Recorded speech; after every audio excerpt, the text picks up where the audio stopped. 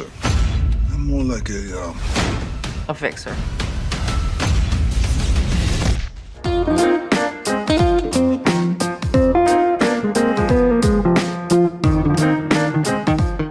Hello and welcome to this latest episode of Flickering Dreams. I'm Bob Mann from One Man's Movies and BBC Radio Solent, and I'm joined by the magic of video with the Reverend Andy Godfrey from Connect Radio with a K and Sorted Magazine. And we're looking at the film Fast Charlie, which is currently streaming on Prime Video. And in Fast Charlie, Pierce Brosnan plays Charlie, who's worked for an Orlando mob boss called Stan for 20 years. And Stan is actually played by James Caan in his last film, as it stands before he died. I think he's got another one in post-production. He's an efficient hitman, does his job very well, but when a rival boss eliminates Stan and his entire crew, Charlie finds himself as the only one left alive and goes after the other hitman for revenge. Let's see a clip. I have to convince a certain person that the body in that trunk out there is indeed Rolo. Something happened to his face? What the? It's missing, along with the rest of his head. Betrayal's a funny thing. Its very nature is to catch you unaware. You ever heard a Ring doorbell? We're under attack. So, yeah, I mean, from my point of view, it's fine, right? Pierce Brosnan is nice and twinkly, as charming as you'd expect him to be.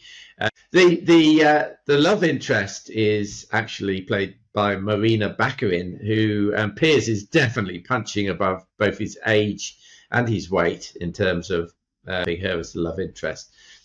But I really liked Marina Baccarin's performance in this. I thought she was very good and engaging. Otherwise, the film is pretty much a cookie cutter for typical kind of mafia-style thrillers. It was interesting for me only really for two of the kills involved, which I thought were quite innovative. One involved a donut and one involved an airbag, and I will leave that to your imagination. But it's worth watching the film for that. This one's actually directed by Philip Noyce, who directed, amongst other things, Salt, and two of my actual favourite thrillers of all time, Patriot Games and Clear and Present Danger, both starring Harrison Ford.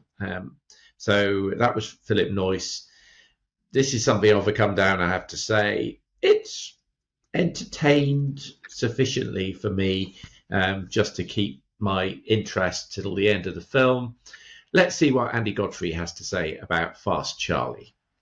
This is a bog standard thriller. Whilst it is great to see Pierce Brosnan back doing some action and delivering a few good one-liners, it nevertheless is a real disappointment. It's bog standard, it's predictable, it doesn't have that adrenaline thrill that I was looking for from this. Perhaps that's got to do with something to do with Pierce Brosnan getting on a bit. Maybe he's getting a little bit too old for the James Bond stroke action roles. I don't know. I mean, stick to singing, Pierce, and, go back and do another Mamma Mia. I thought that it was pretty boring at times for an action thriller and could have been a lot better. For me, it was a miss, and I'm giving it 6 out of 10. That's Andy's view. He gives Fast Charlie a 6 out of 10. I've also given Fast Charlie a 6 out of 10. So again, that makes the maths nice and easy for us. And that gives Fast Charlie a Flickering Dream score of 6.0, making it a marginal miss, I'm afraid. That's Fast Charlie. That's our episode of Flickering Dreams. Quite a quick one. But if you enjoyed it, please look out for all the other episodes of Flickering Dreams that you can find on YouTube, and subscribe and share and tell all your friends about it. Take all your clothes off, stand on top of the nearest building and shout at our name, okay? Or whatever you feel like. In fact, it's a free country. So that's it. We'll see you for the next episode.